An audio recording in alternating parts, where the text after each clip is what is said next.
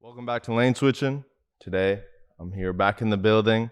We got a very special guest. We got none other than G509. How you doing, man? Thank you for being here today. Thank you, bro. Thank you for having me. I'm doing good, man. How are you? I'm chilling, man. I'm doing good too. Let's kick this interview off. Let's start right from the beginning, man. Tell us about your upbringing. Life before music. Life before music, man. I've come a long way. So basically, like, I'm Haitian. You know what I mean? I'm a Zoe. So, like, the first, I'd say, like, 7, 8 years of my life, I actually lived in Haiti. You know what I'm saying? Me and my family. And then a couple of things happened, and we went to Florida for a bit. And then I think at around 9 or 10 years old, I ended up, you know what I'm saying, in Ottawa. And I've been here ever since. That's So dope. then, you know what I'm saying, went school to school, elementary, all that good stuff. And then high school. And then right at the end of high school when COVID hit, I started making music.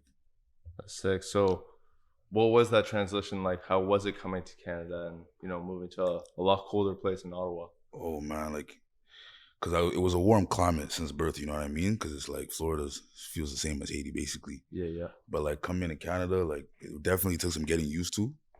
But at the end of the day, like, we made it work. yeah, So yeah. it wasn't too difficult though. It was all right. And how much school did you do out in the States? Out in the States, I just did like I think a year and a half altogether. And then like I finished the half of that last year in Canada, and the rest of it I did it here. Okay, Yeah, okay. That's sick. So you said it was towards like the end of high school you started getting into music. yeah. What was the reason for that? Well, I've always loved music. You know what I'm saying? Like all types of genres, all types of artists. You know what I mean? But especially with the rapping and like the hip hop, like when I would listen to these songs, like especially like near the end of high school, I would notice myself like beginning to freestyle to the beats. You know what I mean? Because also in high school, we used to have like during lunchtime, we used to go like to the studio at our school, and then we used to have like these little freestyle battles. You know what I mean? And the beats that was listening to, I started freestyling to those. And then one of these days, one of my homies, well, I felt like that too, but one of my homies was like, maybe you should just make a song for real. You know what I mean? And fair enough, I went to the studio and I did it. That's So sick, yeah. bro. That's sick. So speaking about like kind of your new music and where it's gone from there now, it was not too long ago you just released a new single, Prime. Yeah. Talk about that song. How did that come together? The thing is that song, like I filmed it, I don't know if you noticed this, but like Hmm. the video for it is like in the wintertime Yeah, yeah, and I yeah. released it in the summertime. So that song was in my unreleased for a while. I was just so excited about it that I filmed the music video pretty fast, you know what I mean?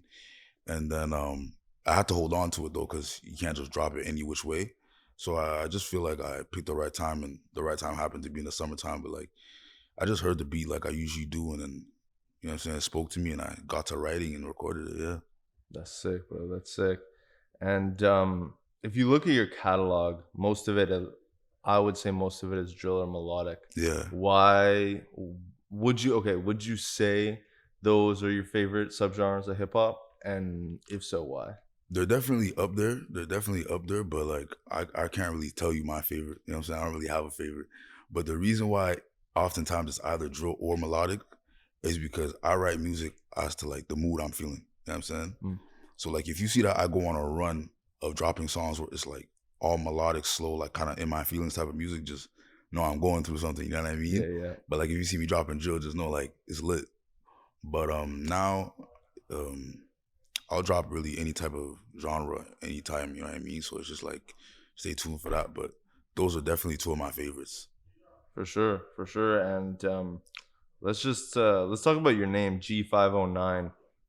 What's the origin story to that name? So basically 509 is the area code of where I'm from, Hmm. like Haiti. You know what I'm saying? And then G is the first letter of my middle name. Mm. And I don't really tell anyone my middle name, Yeah, yeah. but I just picked it because it's kind of a secretive part of me. And then you add it with the area code of where I'm from. Because I'm really prideful of like being Mhm. a Haitian, you know what I'm saying? I love my country. I love my people, you know what I'm saying? And it's just like I'm patriotic. So it's just like I really wanted it to be in my artist name.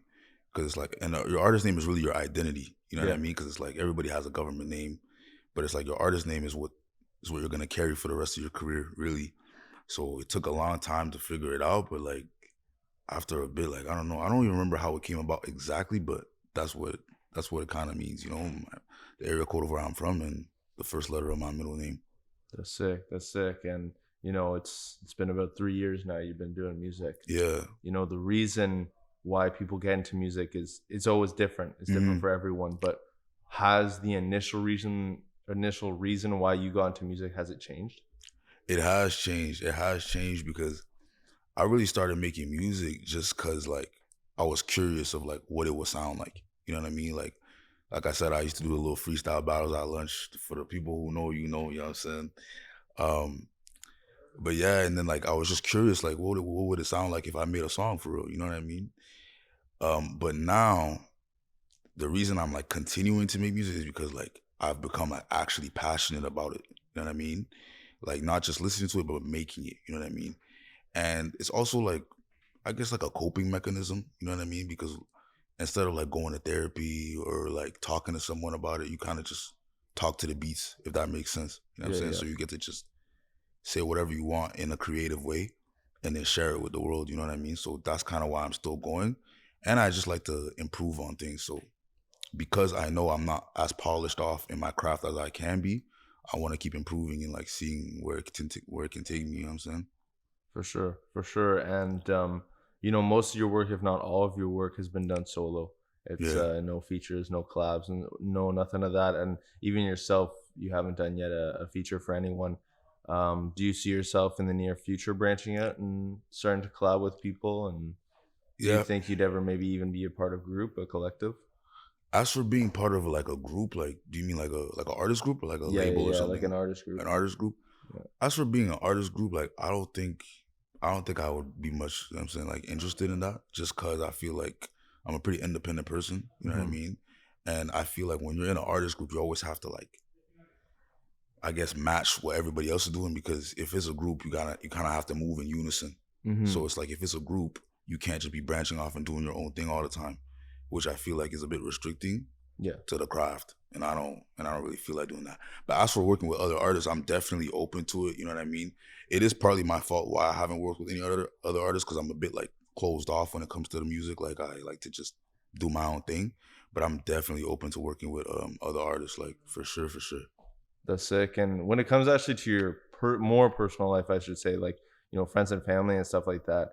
Are they supportive of your music and kind of the future you have with your music? And is it something where it's just kind of like, as much as you have people and you have a social life outside of this, is Hmm. that at the end of the day, like you're just not gonna mix that in, and it's not gonna be like, there isn't gonna be collaboration from friends and family. You know what I mean? It's something. Hmm. It's a solo mission yourself. You know what I mean? I mean, if I'm being honest, like my parents are like they're immigrants, you know what I'm saying? Haitian Hmm. immigrants, like and they love me and I love my parents, you know what I'm saying? But they just don't get the music thing. You know what Yeah, I yeah, mean? yeah. Like to them it's like if you don't play an instrument, like you're not gonna be an artist, you know what I mean? So they come here, it's the any Haitian knows it's they call it l'église la caille, you know what I mean? Which basically means just school, home, and church. You know what I mean? Like that's about it. So because I'm kind of branching off and doing something that's not part of those three, they're not really a fan of it. And because they know how much I invest into it, they don't want me to be like wasting my time and effort and money, you know what I mean, into this music thing. So they don't really understand it, but I don't really blame them for not getting it Yeah. because it's like I'm doing something that nobody in my family's really been doing for real, and they're not used to seeing it like this. So no, they don't really get it. And as for my friends, like I do got a couple homies that show love, you know what I mean? Like I got homies that behind me, you know what I'm saying? They want to see me really make it. And I appreciate that from them, you know what I'm saying? For sure. But yeah, as for my family, some people get it, some people don't, but it's Yeah, all yeah, love, you yeah, know what I yeah. mean? Cause I know it's not like from a place of hate, it's just a place of not understanding, Yeah. which For, is okay. yeah, for sure. For Yeah. sure. And for you, obviously you wouldn't be this invested in it if you didn't care about it and if you didn't like it. Hmm. What would you say right now is like the most enjoyable creative outlet? Like Hmm. whether it's performing live, whether it's going and working in the studio, writing a song, shooting music, whatever it is, Hmm. like kind of what is the most enjoyable out of like all those different outlets? Hmm.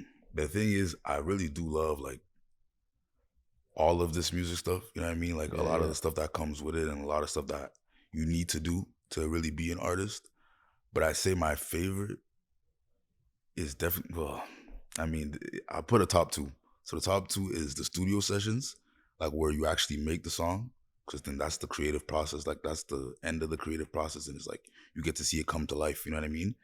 But then the other part of the top two is performing live. Like I love being on a stage with a microphone and then just, you know what I'm saying, turning up to my music with a live audience. You know what I'm saying? People show up and they're just watching you do your thing and share your creations with them. You know what I mean?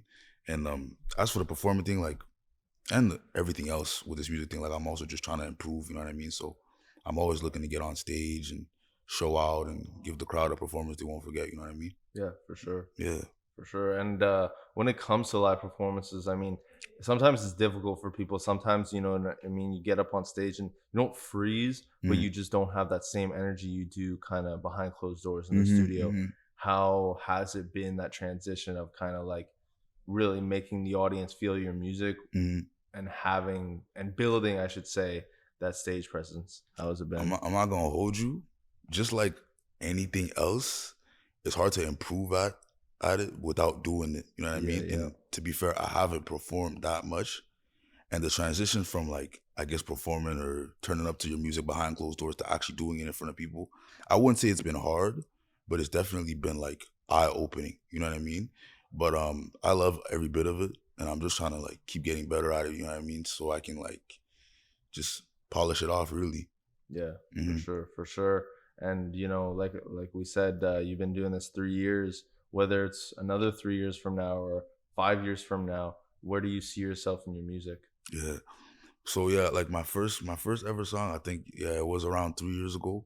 But the thing with me is like I feel like gradually over time, because at first it was just for fun, you know what I mean? Like I'd drop something, put it out, whatever, just for fun, and then whatever happens happens. And I feel like over time I've gradually started to take it more and more serious, you know what I mean? Because it is a business and it is like you got to take it serious if you want to go far. Yeah, So I feel like now I'm at an all time place. I'm at a place where I'm taking it like at the most serious I've ever taken it. So I'd say like 3 or 5 years from now, where do I see it? I see it being like first of all the art being better, like just better music. So every other aspect getting better, like by then better at live performing, you know what I'm saying? More efficient studio sessions, better production, better promo, better everything. yeah, So if in 3 or 5 years I can look back and say like G509 right now is better than G509 3 years ago or G509 half a decade ago, I'll be a satisfied man, you know what I mean? for sure. Yeah. And I think this goes for a lot of people, just artists in general, is that a lot of times when you talk about an independent artist, there's levels to an independent For artist. sure. There's independent artists who have an entire team behind them, Yeah. working on their marketing, working on their business aspect, and letting them focus totally on the creative aspect and totally on the music. Um, what is it about, like, how do you go about as an artist who probably just doesn't have as many Mhm. resources around you? How do you go with, how do you put your best work out there without stretching yourself thin? So I'm a student as well. Hmm. You know what I'm saying? And anybody who's a student, like in university or college or whatever Yeah, yeah, post secondary studies you're doing, like that tuition, you know what I'm saying, it has to get paid or else you just don't get to go. You know what I mean? So when you combine that with the fact that I don't really have a team, I have people that are in my corner that help me out and give me advice and stuff like that. But like I don't really have people that are just like telling me, focus on the music and we'll take care of the rest. Like me, I gotta take care of all of it myself. You know what I'm saying? So when you combine being a student, um, cost of living, and like your passion and wanting to make it, I think the most important thing to not, I guess, get stretched thin is just prioritize. Like you gotta make sure your priorities are straight. You gotta make sure that you're only doing things that are necessary. You know what I mean? And planning is big. You know what I mean? Planning, whether it's budgeting, whether it's like timing, you gotta plan everything out. That way, it's like less stressful on yourself, and you see it step by step come into fruition. So it's just like I guess it's just planning and prioritizing, really. for sure, for Hmm. sure. Trust the process. Yeah. And you know, we're past halfway of the year, but what can we expect for G509 in the future? From G509 in the future, you can expect some good music. You know what I mean? Some really good music, some heartfelt music, some passionate music, some music when you hear it, you know the artist took his time. You know what I'm saying, to put it out the best he can. You know what I mean? I got some singles coming out soon, maybe an EP, like a two-piece EP or something like that. Music videos and all that. So you'll be seeing a lot of me soon. You know what I mean? Um, But yeah, like that's what they can expect. That's dope. And Mm. I guess when it comes to timing of release, it's different for every artist. But would you say yours is calculated, or would you kind of just say like it's whenever, like whenever whenever the content's done, whatever is Mm. the music video or the song or whatever, and then I'll just put it out, Mm. or is it calculated and you kind of like you have a plan for every push of each song, every rollout of each song? So as for like making of the music, and it's different now because now I'm taking it more serious and I'm trying to be more consistent. But as for the making of the music, it's not as calculated as I say it could be because it's more just like off emotion. Like I hear a beat and then I just want to start writing. You know what I Yeah, yeah, mean? yeah. But like as for the releasing of the songs, I do try to make a plan for each release. You know what I mean? Because everything costs. Like a music video costs, recording sessions costs, the beat costs, the Yeah. rights to the beat costs, promo costs. So it's like you don't want to be spending all this money on a song or on a project and then just release it out any which way. You know what I mean? Hmm. Because then you're just wasting time, wasting money. So I do like to have a plan, like a select plan for each release, and then yeah, so it's calculated for sure in terms of the releasing of it. For sure, for sure. And I guess for the people, when it's looking for your music, whether it's looking for you on social media, where can they find you?